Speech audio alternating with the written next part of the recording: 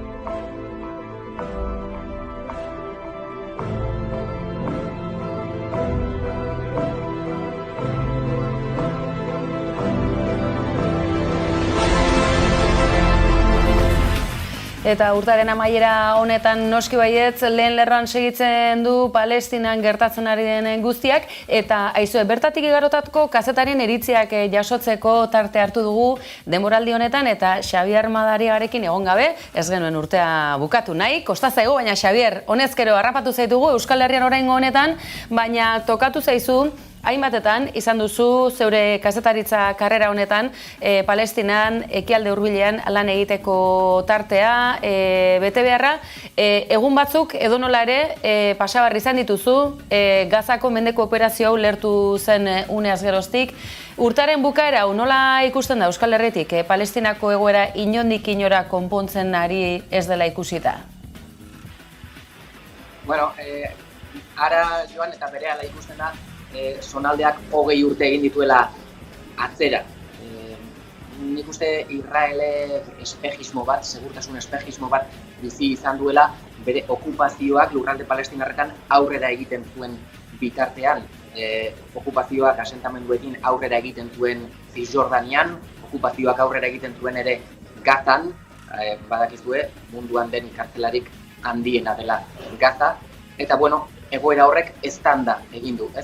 Eta eztanda horrek ekarri du, zonaldeak nik uste 20 urte atzera egitea, eta Israelek azken urteetan eta hamarkadatan bizi izan duen segurtasun egoera horrek buelta ematea.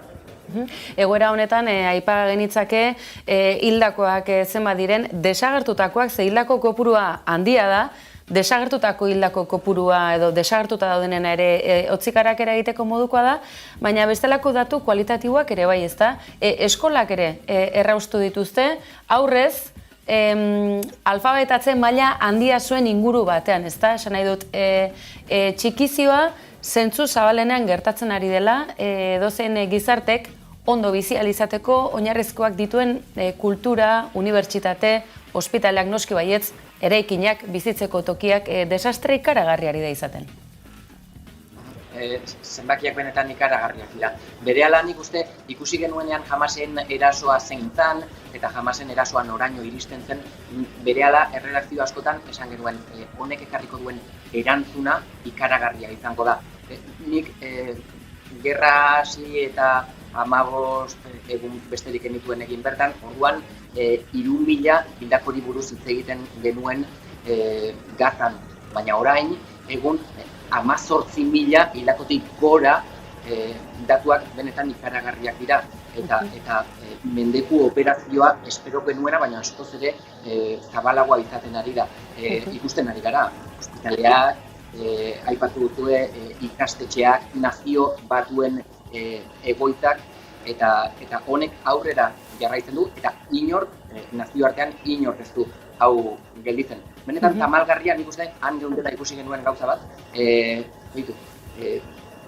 gerra hasi eta egun gutxira, Estatu Batuek berehala bidali zituzten gerra ontziak Mediterraneora. 2 gerra ontzi, hegazkinak, leku batera eta bestera mugitzeko gerra ontziak mugitu ziren Gazan 10 kamioi. laguntza humanitarioak sartu behar ziren 10 kamioi sartu, baino lehenago. Honek erakusten digu pixkat, nik uste, irudia oso grafikoa dela ikusteko, lekuan bertan gertatzen den.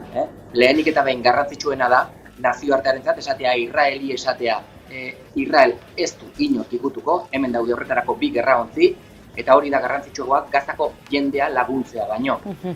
Yemenek nazio batuen erakundeak edo eta nazio mundu mailako potentzia baina gehiago egin duela. Handiote batzuk, besteak beste, garraio biden etena iragarri duelako. Benetan aldu zerikusirik guzti honek, bertako garraioa, itsasbidea, gasoduktuak, edota ikusi ditugu baita iragarkiak ere, higiezinen agentziak honezkero eskaintzen dutela, itsasertzetik gertu, dauden etxebizitza eraikin berri, ez dakit, noraino heldu daiteke, ez dakit aurreikuspen hau, edo ideia bat egiteko, ze akaso, Hamasek egindako eraso horretatik haratago dijoa kontu guzti hau, nola ulertu dezakegu kontu hau? Lekuan bertan egonda entzuten dira horrelako teoria ezberdinak. Nik argi daukadana da, eta nik baiestatu ahal izan ez ditudanak. Baina argi dagoena da, ikusten ari gara, egunotan ikusten ari gara, Gazatik iristen den sufrimendua, ikusten ditugu familiak, ikusten ditugu umeak, bomben azpian, eta hori inork ez du gelditzen. Guzti hau nik uste kontestuan jarri egin behar dugula, eta zergatik daukagu hau? Hau daukagu urtetako eta urtetako okupazioa izan dugulako. Okupazioaren emaitza besterik ez da hau. Kontestuan jartzeko, testu inguruan jartzeko, Gazan gertatzen ari dena okupazioaren emaitza da. Nazio Batuen idazkari nagusia entzun genuen behin esaten nola Hamasen erasoa ez datorrez erezetik, ez? Hamarkadetako zapalkuntzaren ondoren datorren zerbait da. Entzun genuen orduan Guterres eta orduan, Israelek eskuak burura eraman zituen eta ia antisemitatzat jo zuten Guterres. Ez hori ez da antisemitismoa eta hori argi esan behar da. Azalpen bat bilatzen saiatzea da, azalpena bilatzen saiatzea konponbidea aurkitzeko.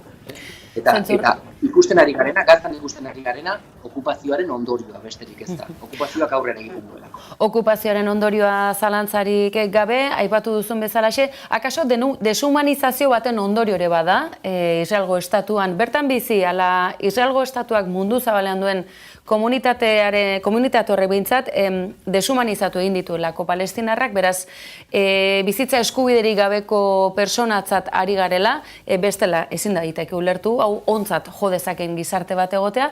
Entzun digu azken aldian gainera kultur ordezkariak izan daitezke, munduko toki batean eta bestean, Israelgo estatua gauzatzen ari den beldur kanpaina hau, genozidioa, Gazan, baina mundua nolabait beldurtu ere egin duela, Israelek zertarako kapaz den nolabait erakutsia. Hau da, hau Palestinatik haratago dijoan kontu bat dela, guztioi eragin handia ari delako egiten.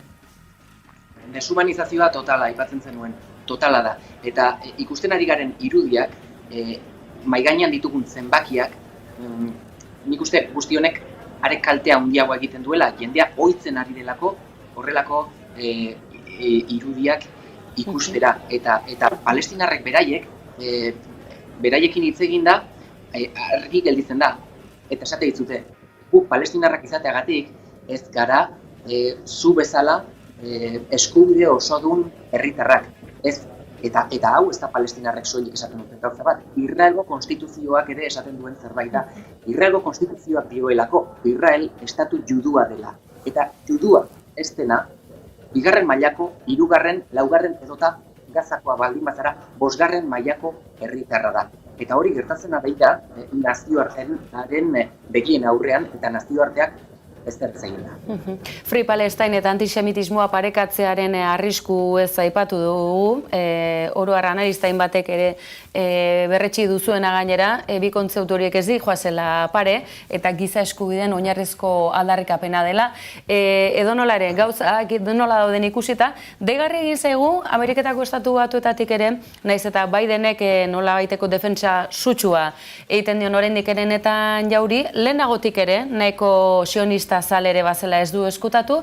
Edonola ere, etxe zuritik batetik goi mailako funtzionariak ikusi ditugu elkartaratzeak egiten etxe zuriaren atarian, nolabait babestuta gainera, ez identifikatuak izateko, baina haratago, etxe zuriko bozera mailen ahotan entzunal izan dugu, akaso batalla hau irabazi bai, baina gerra hau galtzeko arrisku handia duela Israelek. Akaso Estatu Batuek bautelako, halako esperientziarik, gerra horiek galtzen, naiz eta garrailetzat atera, izan Iraken, izan Vietnamen, halako gerra lazgarri odoltsu baten aurrean gaude, baina bukaeran akaso israeldarrak ez dira hain garaile aterako?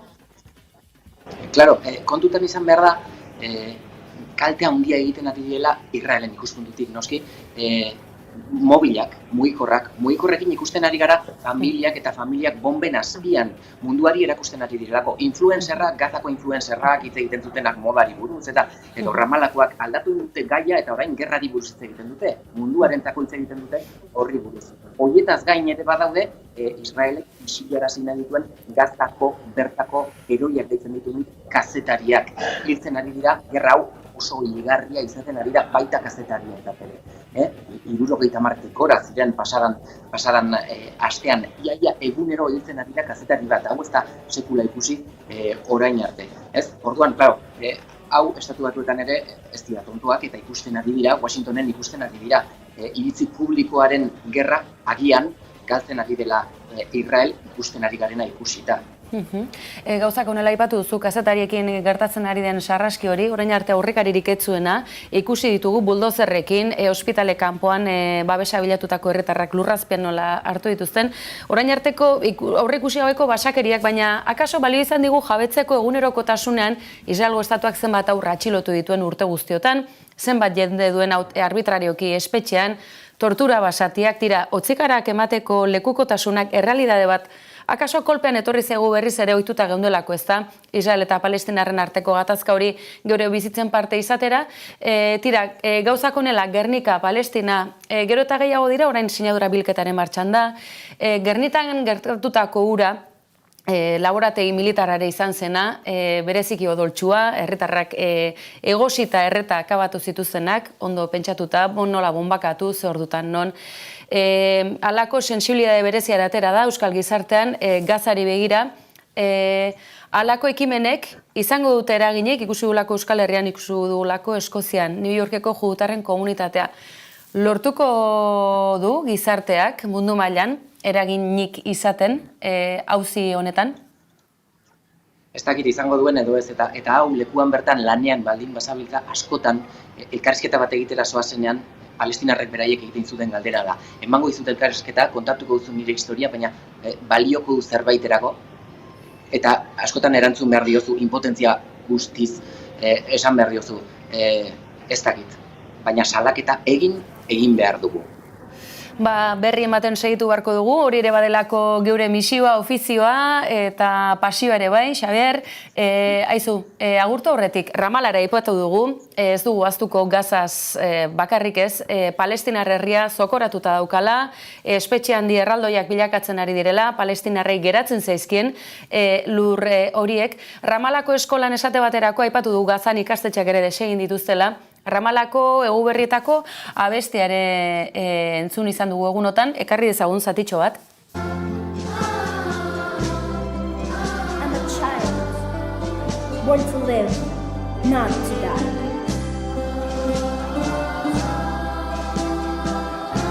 Not to die. Not to die. Not to die.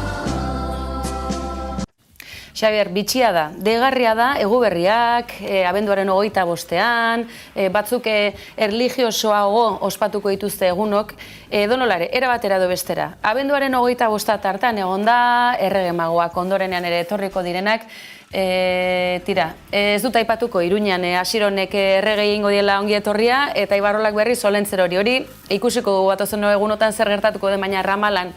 Hau nola utzi genezake pasatzen, eta egunotako oturuntza handi horiek, ospakizunak, hori ere barrezkoa izaten da bizitzen segitzeko, arima elikatu behar dugulako, baina benetan gogorra da guzti hau ikusita, eguberri hon eta urte berri hon bat izan dezagula, tira, gauza nahiko itxusi dago.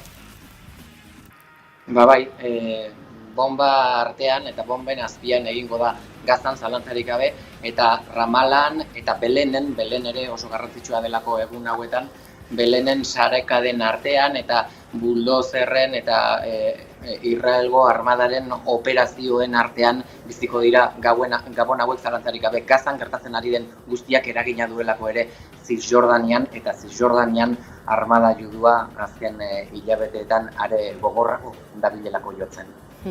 Xabier Madariaga, urtea oso berezi amaituko zegun, berezi hasiko dugu, kazetarion ikuspuntutik baita ere, tira, segi dezagun informatzen, segi dezagun geure lanari eusten, eta nola ez, mila esker, azken saio hauetan, geurera etortzeagatik, platora ere gonbidatuko zaitugu Xabier, baina hori urte berriarekin izango da. Mila esker, ondo bukatu eta hobeto hasi urtea, besarka da handi bat. Eskerrik asko zuei, gonbidapenagatik. Agur!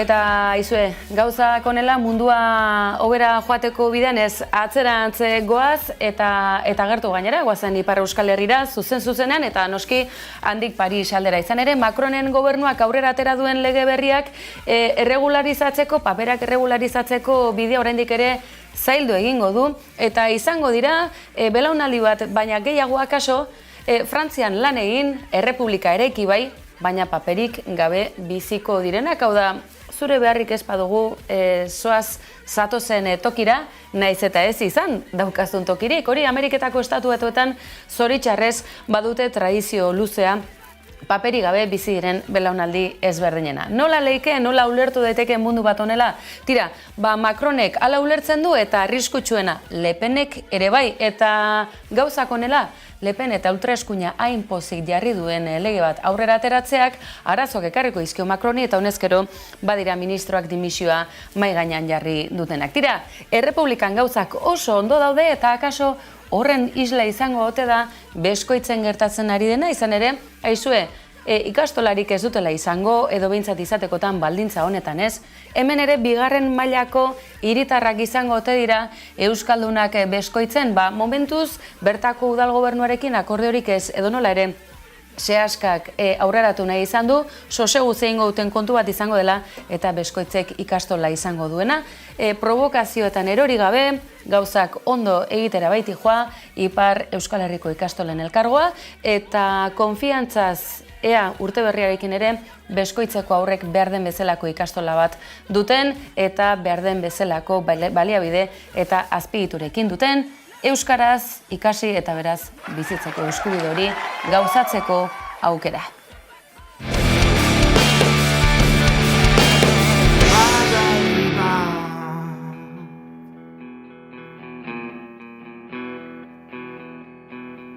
Nere jaio terriura guzti zuru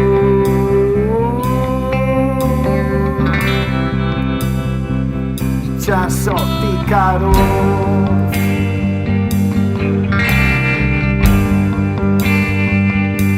eta herri hortan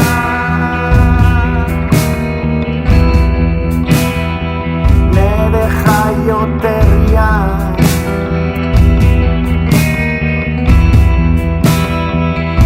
amesten nuen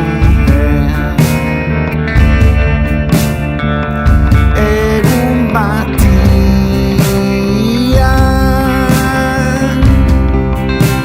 joango nintzela.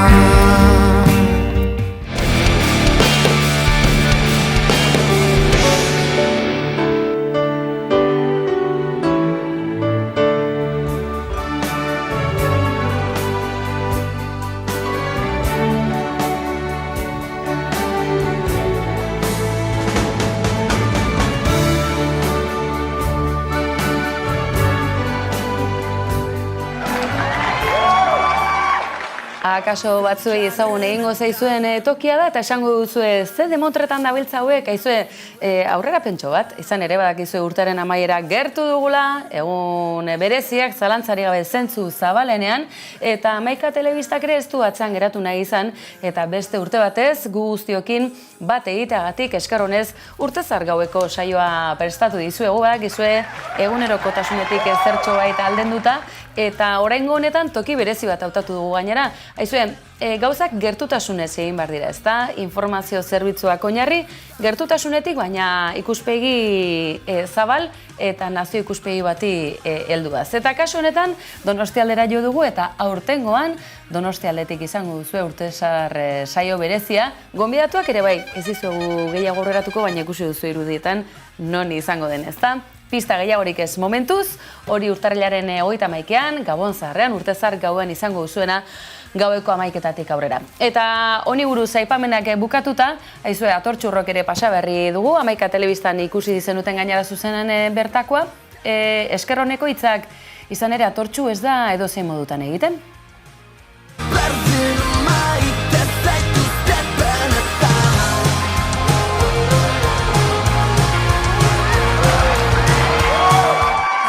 Ez da edozein modutan egiten eta zenbat lan, aurre prestaketa urte osoa pasatzen dute, hau dena atontzen, antolatzen, zenbat txanda, zenbat burua uste, eta aizue, berdintasun planak, erasoen aurreko protokoloak, segurtasun antolaketak, oholtzak, grabaketak, zenbat bolondrez, zenbat lan, eta ze giro ona gainera. Aizue, guzti hau antolatu, musutruk, komunitatean, auzolanean eta gainera giro honean, akaso hau patentatu beharko genuke? Esportatu beharko genuke? Tira, zerbait ondo egiten dugu ezta, herri txiki santu honetan aurtengo Atortxugatik beraz, eskerronak antolakuntzak, bertan parte hartu eta bertara gerturatutako guztia. Unego xotan, zein txarrenetan, ondoan izango nauzu edenetan, larun batetan, Tastelen goizetan, berdin maite zaituztet benetan. Nitekin farran doana, ta drama jasan dizkidana, pamizipana, zuentzako txalopana. Ezer esan gabe kanutoa pasatzen ditana, edo lan usteko esan zitana, lakonak eta ama, zuek bai alta kama.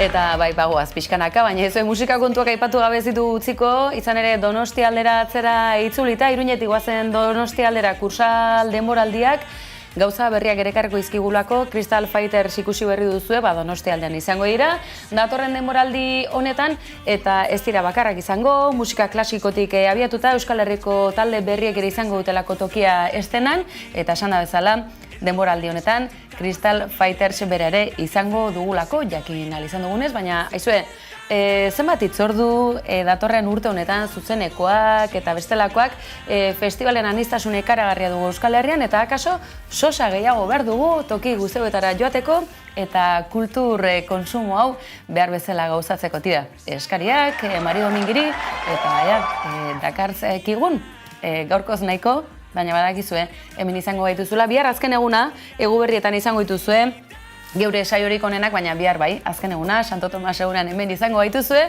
beraz ez galdu urteko azken kolpez kolpe, antenatik gabon pasa bihar arte.